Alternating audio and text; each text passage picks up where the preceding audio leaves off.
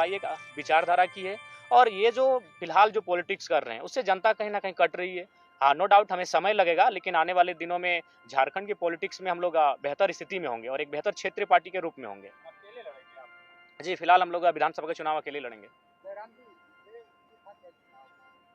केवल एक जाति विशेष का दादा, अब हम आपसे करबद्ध प्रार्थना करना चाहेंगे, आप सभी लोग इंटेलेक्चुअल लोग हैं, एकेडमिक लोग हैं, मीडिया हाउस के लोग, अब इस सवाल से हमें बचने दिया जाए, इस सवाल से हमें रहम किया जाए। 3.5 लाख एक जाति के वोट नहीं है।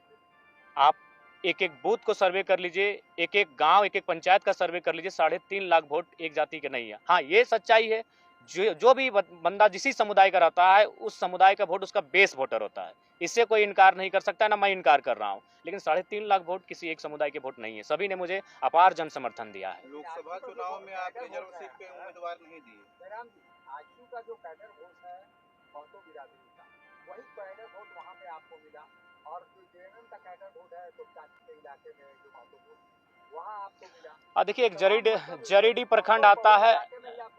नहीं, आप भूल कर रहे हैं। जरीडी प्रखंड आता है, जरीडी प्रखंड में एक ही महतो गांव है, वहां से मैंने 17,000 वोट गेन किया है।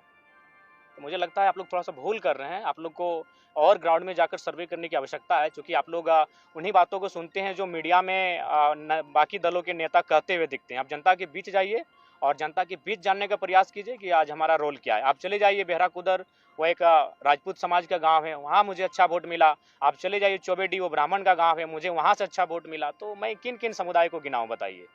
हर एक समुदाय ने मुझे अच्छा मत दिया है। तो इसीलिए कृपया अब कम से कम 2 साल बाद मैं आपसे आग्रह करता हूं कि इस विषय को विराम दीजिए, एक जाति का लेकर। आज हम लोग जिन विषयों पे बात कर रहे हैं, ये विषय तो देश स्तर के विषय हैं, ये विषय राज्य स्तर के हैं, और वो नेता हमारे वहाँ चुप रहते हैं। तो मैं जिन विषयों पर लड़ाई लड़ रहा हूँ, जिन विषयों पर मैं रिजल्ट हासिल कर रहा हूँ, ये पूरे राज्य के विषय हैं। रिजर्व सीट पे आप लोकसभा चुनाव नहीं लड़े? नहीं दादा, लड़े 2 रिजर्व सीटों पे हम लोग चुनाव लड़े। सिंहभूम में हम लोग हो समुदाय के साथ गए, दुमका में हम लोग संथाल समुदाय के साथ गए, और सिंहभूम के हमारे प्रत्याशी लगभग 50,000 वोट लेके आए। 44 के 45,000 वोट था। जहाँ जेएमएम का उम्मीदवार नहीं, ऐसा कुछ नहीं है, ऐसा कोई प्लानिंग नहीं है। हम लोग ये देखें कि हम लोग वोटर्स कहाँ हैं, कहाँ हमारे केडर हैं, जहाँ चुनाव में काम हो सकता है। गोड्डा में भी हमारे थे, लेकिन वहाँ तक हम लोग पहुँच नहीं पाए, प्रत्याशी नहीं मिल पाया। तो ऐसा नहीं है। हम लोकसभा चुनाव में आप सामान्य वर्ग के कैंडिडेट्स को बहुत न के बराबर उतारे। देखिए, एक्चुअली देखिए, लोग विधानसभा चुनाव में दिखेंगे निसंदेह। हम लोग गोड्डा के लिए भी प्रीफर किए थे कि उस सीट पर हम लोग सामान्य प्रत्याशी को रखें, लेकिन नहीं प्रत्याशी सामने आया। देखिए, सामान्य वर्ग कहीं ना कहीं थोड़ा सा आज के मैंने डेट में भी संपन्न है, तो इसलिए थोड़ा सा लेट लगे। उस समुदाय के बीच हमें आने में थोड़ा लेट लगेगा, लेकिन वे भी दिल खोल के तैयार हैं कि ये बच्चे जो आ रहे हैं राजनीति में, उनका स्वागत करेंगे। तो निसंदेह सामान्य वर्ग के लोग भी हमारा स्वागत करेंगे, उनके बीच भी हम लोग जाएंगे। गांडे उपचुनाव भी था, फिर क्यों नहीं लड़े उस पे? गांडी उपचुनाव हम लोग इसलिए नहीं लड़ पाएंगे, लोकसभा का चुनाव भी उसी तारीख को था और हम लोग नहीं मैनेज कर पाए, क्योंकि हमारा व्यवस्थित कोई टीम नहीं था, और व्यवस्थित टीम नहीं होने के कारण हम लोग इन चीज़ों को हैंडल नहीं कर पाए। एक अच्छा मौका था, क्योंकि आपके समर्थक आपको मुख्यमंत्री के तौर पर देते थे।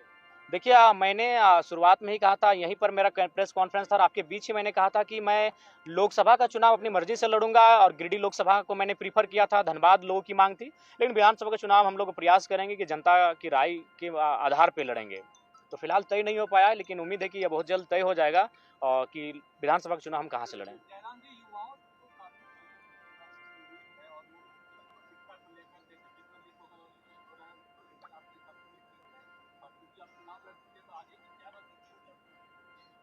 देखिए, 2018 की इसका डिग्री अभी तक मुक्ति नहीं किया गया। देखिए, उन सब विषयों पे हम लोग लगातार मुखर होकर बोले हैं। आज हमारे बीच हमारे बड़े भाई देवेंद्र जी बैठे हैं। चुनाव के दौरान इनको लगभग 15 दिन जेल के भीतर रहना पड़ा, तो कारण वही था पेपर लीक का मामला। तो देखिए, जहाँ तक हम लोग का सामर्थ्य है, जिन विषयों पर हमने देखिए, लड़ाई 2 तरीके से लड़ी जाती है, या तो सदन के भीतर या तो सड़क में धरने के माध्यम से। तो हम लोग अगर सदन में नहीं तो सड़क से तो लड़ाई लड़ ही रहे हैं, सड़क से तो लगातार अपनी आवाज को बुलंद कर रहे हैं।